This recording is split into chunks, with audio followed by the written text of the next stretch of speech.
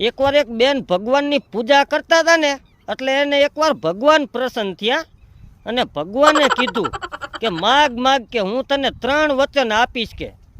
તો ઓલા બેન કે પ્રભુ 3 વચન દીશો કે હા કે, પણ કે વિચારીને માગજે, તું જી માગીશ ને એનું 3 ગણું તારી હાઉને મળશે કે. ઓલી કે કાંઈ વાંધો નહીં કે.